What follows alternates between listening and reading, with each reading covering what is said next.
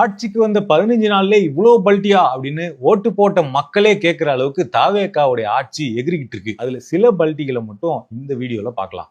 முதல்ல நம்ம தாவேகா தலைவர் தேர்தலுக்கு முன்னாடி ஒரு பாட்டு பாடினார் இல்லைங்களா, ஞாபகம் இருக்கா? அந்த பாட்டு இன்னைக்கு சூழலுக்கு அந்த பாட்டு கொஞ்சம் ரிலேட்டபிளா இருக்கும். அதனால அந்த பாட்டை கொஞ்சம் பார்த்துருவோம். இந்த கரூர் மாவட்டத்துல ஒரு மந்திரின்னு ஒருத்தர் இருந்தார்ல, இப்ப ஒரு மந்திரி இல்ல, ஆனாலும் மந்திரி மாதிரி. நான் யாருன்னு உங்களுக்கு சொல்லிதான் தெரியணுமா என்ன? ஒரு க்ளூ ஒண்ணு கொடுக்கலாமா? பாட்டிலுக்கு 10 ரூபா, பாட்டிலுக்கு 10 ரூபா, பாட்டிலுக்கு 10 ரூபா, பாட்டிலுக்கு 10 ரூபா, பாட்டிலுக்கு 10 ரூபா. கேட்டுட்டீங்களா? இப்ப இன்னொன்னையும் பார்த்துருவோம்.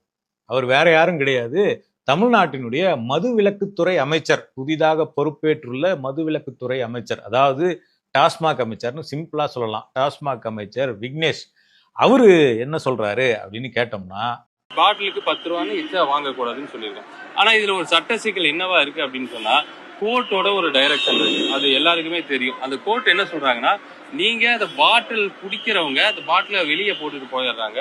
இப்ப நீங்க அந்த டூரிஸ்ட் ஸ்பாட் மாதிரி அந்த இடத்துல அந்த பாட்டில் கிடக்கும்போது ஒரு யானைக்கான அந்த காயங்கள் ஆகலாம், மனிதர்களுக்கு அந்த காயங்கள் ஆகலாம். அந்த பாட்டில திருப்பி வாங்கணும். அப்ப அந்த பாட்டில திருப்பி எல்லாரும் கொண்டு வந்து கொடுக்கணும்னா என்னன்னா, ஒரு பாட்டிலுக்கு ஒரு ஸ்டிக்கரை நீங்க ஒட்டிக்கோங்க, ஒட்டி அதுல 10 ரூபாய் எக்ஸ்ட்ரா வாங்கிக்கோங்க. திருப்பி அந்த பாட்டில கொண்டு வந்து கொடுத்தால் அந்த 10 ரூபாய திருப்பி கொடுத்துருங்க. இவர் என்ன சொல்றாருன்னா, பாட்டிலுக்கு 10 ரூபா வாங்குறாங்க அப்படிங்கிறது ஒரு பெரிய ஊழல், அந்த ஊழலை நம்ம ஒழிக்கணும். பாட்டிலுக்கு 10 ரூபா வாங்கியே செந்தில் பாலாஜி இவ்வளவு சொத்துக்களை சேர்த்து வச்சிருக்கிறார் அப்படிங்கிற மாதிரிதான் பாட்டிலுக்கு 10 ரூபான்னு சொல்லிட்டு விஜய் அந்த பாட்டு பாடி, அந்த பாட்டையே பாட்டிலுக்கு 10 ரூபா வாங்குறாங்க அப்படிங்கிறதையே ஒரு பெரிய தேர்தல் கேம்பெயினாக மாத்தி ஒரு மிகப்பெரிய மேனிப்புலேஷன் அப்படிங்கிறது இந்த தேர்தல் பிரச்சாரத்தில் நடந்தது. ஆனா இன்னைக்கு தாவேகா தலைவர் விஜய் பேசினதுக்கு அவருடைய அமைச்சரே பதில் சொல்றாரு. என்ன அப்படின்னா, அந்த 10 ரூபா ஏன் வாங்குறோம் அப்படின்னா அப்படின்னு அவர் விளக்கம் கொடுக்கிறார். அதாவது கோர்ட் சில இன்ஸ்ட்ரக்ஷன்ஸ் கொடுத்துருக்குறாங்க. அந்த இன்ஸ்ட்ரக்ஷன் படி எல்லாரும் குடிச்சிட்டு பாட்டில் எல்லாம் கீழே போட்டுடுறாங்க. அது யார் காலையாவது குத்திடுது, எங்கேயாவது கிடக்குது. அது மாதிரி நடக்காம இருக்கிறதுக்காக ஒரு ஸ்டிக்கரை அந்த பாட்டில ஒட்டி அந்த பாட்டில திருப்பி கொடுத்தா 10 ரூபாயை நீங்க ரீஃபண்ட் பண்ணிடுங்க அப்படிங்கிற சிஸ்டம் கோர்ட் ரெஃபர் பண்ணதன் அடிப்படையில கடந்த கால ஆட்சியாளர்கள் அதை பின்பற்றினாங்க அப்படின்னு சொல்லிட்டு இன்னைக்கு டாஸ்மாக் அமைச்சரா இருக்கக்கூடியவர் சொல்றார். ஆனா இதையே தான் ஒரு ஊழல் மாதிரி பெரிய பில்டப் பண்ணி ஒரு பெரிய மேனிப்புலேஷனை தாவேகா தலைவர் விஜய் இன்ஸ்டாகிராமை பயன்படுத்தியும் சோசியல் மீடியாவை பயன்படுத்தியும் ஒரு கேம்பெயினா அதை மாத்தினார். இதை விடுவோம். அடுத்தது நம்ம தாவேகாவினுடைய விஜய்க்கு அப்புறம் இன்னொரு முகமா மாறி இருக்கிறார் இல்லைங்களா, ஆதவ் அர்ஜுனா அமைச்சர். இவர் அமைச்சர் ஆகிறதுக்கு முன்னாடி கொடுத்த ஒரு பேட்டி, அந்த பேட்டியில என்ன சொல்றாருன்னு பாருங்க. அரசே சாராயத்தை விற்கிறது, இதை நாங்க கடுமையா எதிர்க்கிறோம். நீங்க டாஸ்மாக்ல மூடிடுவீங்க? கண்டிப்பா அரசு செய்யக்கூடாதுன்னு நாங்க நினைக்கிறோம். இது அரசே செய்யக்கூடாது, அரசே விற்க கூடாது. ஒரு கலெக்டர் படிச்சுட்டு ஒரு கலெக்டர் சாராயத்தை விற்க கூடாது, ஒரு ரெவன்யூ டிபார்ட்மெண்ட் விற்க கூடாது. பூரண மதுவிலக்குன்றது நீங்க சொல்லல, இல்ல அரசு விற்க கூடாதுங்கிறது எங்களுடைய நிலைப்பாடு, கட்சியோட நிலைப்பாடு மது மற்றும் போதைக்கு எதிரானது. கேட்டுச்சிங்களா? அரசே சாராய கடையை விற்க கூடாது, அரசே சாராய கடையை நடத்தக்கூடாது. ஒரு IAS படிச்சுட்டு வந்த ஒருத்தர் சாராயம் விற்கிறதுக்கு வரார் அப்படின்னு ரொம்ப நியாயமான கேள்வியை ஆதவ் அர்ஜுனா கேட்டிருந்தாரு தேர்தலுக்கு முன்னாடி. அதாவது அவருடைய கொள்கைப்படி கவர்மெண்ட் டாஸ்மாக நடத்தக்கூடாது, நீங்க பிரைவேட் எங்கேயாவது யாராவது நடத்திட்டு போட்டோம், ஆனால் கவர்மெண்ட் நடத்தக்கூடாது. அப்ப அந்த கொள்கையை நடைமுறைப்படுத்தத்தானே இவங்க வந்திருக்காங்க. போதையை அடியோடு ஒழிப்பதற்காக வந்திருக்கக்கூடிய தாவேகா அரசினுடைய அமைச்சர், அதே அமைச்சர் தான் விக்னேஷ். அவர் ஆதவ் அர்ஜுனாவுக்கும் ஒரு பதிலை கொடுத்திருக்கிறார். அந்த பதிலை பார்ப்போம். கடைகளை மூடுறதுனால தீர்வான்னு கேட்டா அது தீர்வு ஆயிருமா? சரி, நீங்க எதாவது சொல்லுங்க. எல்லா கடையும் மூடிட்டா தீர்வா என்ன ஆகும்? எல்லா கடையும் மூடிட்டா நீங்களே சொல்றீங்கல்ல, கள்ளச்சாராயம் உள்ள வந்துரும், கஞ்சா இன்னும் அதிகமாயிரும், ட்ரக்ஸ் உள்ள வந்துரும், சிரிஞ்சு உள்ள வந்துரும். இன்னைக்கு வரைக்கும் அது கடந்த ஆட்சியோட அந்த தாக்கம் இன்னுமே இங்க ஸ்டாக் இருக்கு. இது டாஸ்மாக மூடுனா கள்ளச்சாராயம் பெருகிடுமா? ஸோ ரொம்ப ஒரு புதிய கண்டுபிடிப்பை அமைச்சர் இப்பதான் கண்டுபிடிச்சிருக்கிறாரு. அதுவும் பதவியில் அமர்ந்த பிறகு கண்டுபிடிச்சிருக்கிறார். இதைத்தானே கடந்த ஆட்சியிலும் சொன்னாங்க. அப்பெல்லாம் என்ன சொல்லுவாங்க, இதை சொன்னா இது எப்படி கள்ளச்சாராயம் ஒழிக்கிறது தானே உங்க வேலை, கள்ளச்சாராயம் பெருகிடுன்னு எதுக்கு ஒரு சப்ப காரணத்தை காட்டி டாஸ்மாகை அரசே நடத்திக்கிட்டு அரசு சாராயம் விற்கலாமா, அரசே மக்களுக்கு ஊத்தி கொடுக்கலாமா அப்படின்லாம் இதையே விஷயத்த சொல்லி சொல்லி எகிரி எதிர்த்துக்கிட்டு இருந்துட்டு இப்ப அன்னைக்கு ஆட்சியாளர்களா இருந்தவங்க என்ன சொன்னாங்களோ அதையே காப்பி பேஸ்ட் பண்ணிட்டு வந்து தூய சக்தி சொல்றாங்க. அப்ப தீய சக்தின்னு நீங்க சொன்ன ஆளுங்க அவங்க சொன்னதையே காப்பி பேஸ்ட் பண்ணி அப்படியே சொல்றதுக்கு பேரு தூய சக்தி தானா அப்படிங்கிற கேள்வி மக்களுக்கு வருமா? அடுத்ததா எங்க பார்த்தாலும் மின்வெட்டுன்னு அப்பப்ப மக்கள் அங்கங்க போராட்டம் நடத்திக்கிட்டே இருக்காங்க. தொடர்ச்சியா செய்திகள் வந்துகிட்டே இருக்கு.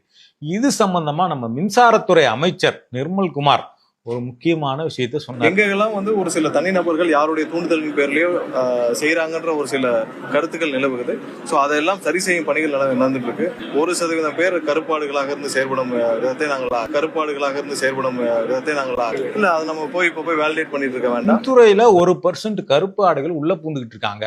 அவங்களால கூட இது நடக்க வாய்ப்பு இருக்கு. அதாவது சில இடத்துல ஹை வோல்டேஜ் லோ வோல்டேஜ் இருக்கு, சில இடத்துல அதிகமான மின்சார பயன்பாட்டினால இது நடக்குது அப்படின்னு 2-3 ரீசன் எல்லாம் சொல்லிட்டு கூடுதலாக 1% கருப்பாடுகள் இருக்காங்க அப்படின்னு சொல்றாரு இல்லைங்களா?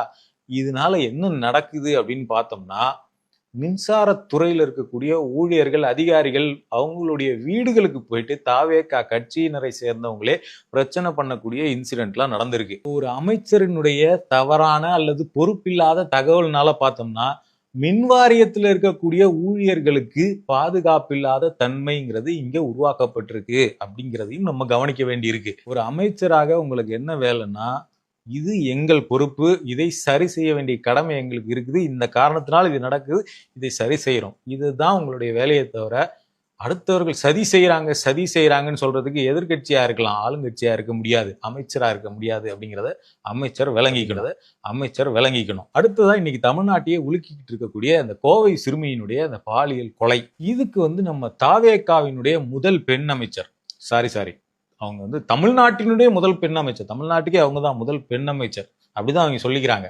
அவங்க என்ன சொன்னாங்க தெரியுமா? அட்மினிஸ்ட்ரேட்டிவ் ரிலேட்டடா பேசுவோம் சார், பொலிட்டிக்கல் ரிலேட்டடா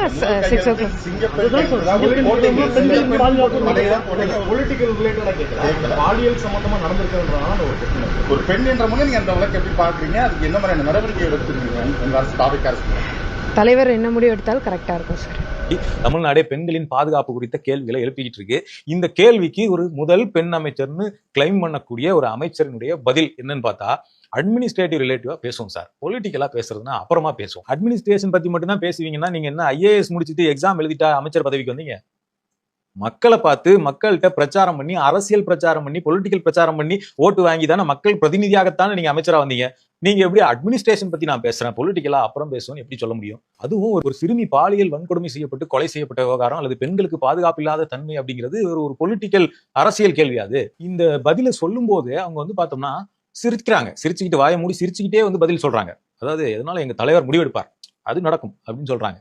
ஆனா இதே அமைச்சர் தான் பார்த்தோம்னா தேர்தல் பிரச்சாரத்தப்ப கடந்த ஆட்சியில் நடந்த பாலியல் வன்கொடுமைகளை பத்தி பயங்கரமா அழுது கத்தி பிரச்சாரம் பண்ணவங்க இப்ப வாயை மூடிட்டு சிரிச்சுக்கிட்டே எதுனாலும் எங்க தலைவர் பேசுவார், பொலிட்டிக்கலா என்கிட்ட கேட்காதீங்க அப்புறம் பேசுவோம் அப்படின்னு சொல்றாங்க. அதுக்கும் அந்த ரிப்போர்ட்டருங்க பொலிட்டிக்கலா கூட வேணாம் மேடம், ஒரு பெண்ணாக நீங்க இதை எப்படி பாக்குறீங்கன்னு கேட்கறாங்க. அதுக்கு கூட அவங்க எதனாலும் எங்க தலைவர் முடிவு எடுப்பார்.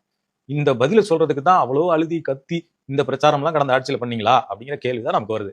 அதே மாதிரி இதே விவகாரத்துல பார்த்தோம்னா இது சம்பந்தமா பிரஸ் மீட் கொடுத்த காவல்துறை அதிகாரிகள் அவங்களும் இந்த பிரஸ் மீட்டுக்கு முன்னாடி பார்த்தோம்னா சிரிச்சுக்கிட்டு உட்காந்துட்டு இருக்க வீடியோலாம் வைரல் ஆகி பெரும் அளவிலான கண்டனங்களுக்கு உள்ளாக்கப்பட்டு வருது. அடுத்தது ரொம்ப முக்கியமா இந்த விஷயத்துல இன்னொரு அதிர்ச்சிகரமான விஷயம் என்னன்னா அந்த சிறுமியினுடைய தாய், கொலை செய்யப்பட்ட சிறுமியினுடைய தாய் கொடுத்திருக்கக்கூடிய பேட்டி. அந்த பேட்டியில பார்த்தோம்னா அவங்க எனக்கு தெரியாமலேயே என்கிட்ட அனுமதி வாங்காமலேயே பின்வாசல் வழியா என் குழந்தைய எடுத்துட்டு போய் எரிச்சிட்டாங்க அப்படிங்கிற ஒரு அதிர்ச்சிகரமான தகவலை சொல்றாங்க. இது கேட்கும்போது நமக்கு இந்த உத்தரப்பிரதேசத்துல ஹத்ராஸ்ல நடந்த அந்த பாலியல் வன்கொடுமை ஒரு சிறுமிக்கு நடந்தப்ப உத்தரப்பிரதேச அரசாங்கம் இப்படிதான் ஒரு சிறுமியினுடைய உடலை கொண்டு போய் எரிச்சு அது நாடு முழுக்க கண்டனங்களுக்கு உள்ளாக்கப்பட்டுச்சு. நாடு முழுக்க ஏன் அவசரமாக நீங்கள் அந்த உடலை எரித்தீர்கள் அப்படிங்கிற கேள்விக்கு உள்ளாக்கப்பட்டுச்சு. அந்த சம்பவம் ஹத்ராஸ் சம்பவம் மாதிரியே போலீஸ் இங்க நடந்துகிட்டு இருக்காங்க அப்படிங்கிறது இந்த தாயினுடைய அந்த பேட்டியின் மூலமாக அம்பலமாகுது. அதுலயும் அவங்க வேலிடான ஒரு கொஸ்டினை முன்வைக்கிறாங்க. நாளைக்கே இந்த கேஸ்ல ஒரு உண்மையான விஷயம் என்ன நடந்தது அப்படின்னு தெரியறதுக்காக ஒரு மறுபிரேத பரிசோதனை, அதாவது மறுபடியும் போஸ்ட்மார்ட்டம் பண்ணணும் அப்படிங்கிற நிலை வந்தா நீங்க என்ன செய்வீங்க? எதுக்காக அவசரமாக என் குழந்தையின் உடலை எரித்தீங்க அப்படிங்கிற ஒரு முக்கியமான கொஸ்டின் எழுப்புறாங்க. அந்த இடத்துல ஆனா பொறுப்பான கேள்விகளை கேட்க வேண்டிய, பொறுப்பான இடத்துல அவங்களுடைய கோரிக்கையை மக்கள்கிட்ட சேர்க்க வேண்டிய ஊடகவியலாளர்கள் சில பேர் என்ன பண்றாங்கன்னா அந்த அம்மாவை மடக்கி கேள்வி கேட்டுட்டு இருக்காங்க. ஏதோ ஒரு குற்றவாளியை உட்கார வச்சு குறுக்கு விசாரணை பண்ற மாதிரி அங்க வந்து அந்த பிரஸ் மீட்ல பண்ணிட்டு இருக்காங்க. ரொம்ப குறிப்பா ரொம்ப மோசமா பார்த்தோம்னா சில ஊடகங்கள்லாம் வந்து நான் போதையில் இருந்தேனா அப்படின்னு ஒரு தம்ப்நெயில வச்சு அந்த அம்மாவுடைய வீடியோ வந்து போட்டுட்டு இருக்காங்க. இது என்ன வகையான ஜேர்னலிசம்? அதிகாரத்துல இருக்கிறவங்களை கேள்வி கேட்கறதுக்கு பேர் ஜேர்னலிசமா, அல்லது பாதிக்கப்பட்டவங்களை உட்கார வச்சு குற்றவாளி மாதிரி குறுக்கு விசாரணை பண்றது பேர் ஜேர்னலிசமா? அப்படி நீங்க பாதிக்கப்பட்டவங்களை உட்கார வச்சு அவங்களை அம்பலப்படுத்தி அவங்களை குறுக்கு விசாரணை பண்றது மூலமா இந்த தமிழ் சமூகத்துக்கு நீங்க என்ன கருத்தை, என்ன நியாயத்தை சொல்ல போறீங்க? இந்த அளவுக்கு மோசமாக தமிழ் சமூகம் வந்து ஒரு பாலியல் வன்கொடுமை, ஒரு குழந்தையினுடைய கொலை விவகாரத்தை வந்து இதுவரைக்கும் கையாண்டதே கிடையாது. ரொம்ப மோசமான சூழல் அப்படிங்கிறது ஒரு அரசாங்கத்தை நோக்கி அல்லது அதிகாரிகளை நோக்கி, காவல்துறையை நோக்கி சில கேள்விகள் எழுப்பப்பட்டாலே பாதிக்கப்பட்டவங்களையே குற்றவாளி ஆக்குகிற ஒரு விஷயம் இங்க நடந்துகிட்டு இருக்கு அப்படிங்கிறதும் இந்த 15 நாட்களில் தமிழ்நாடு கண்டிருக்கக்கூடிய முக்கியமான விஷயங்கள்.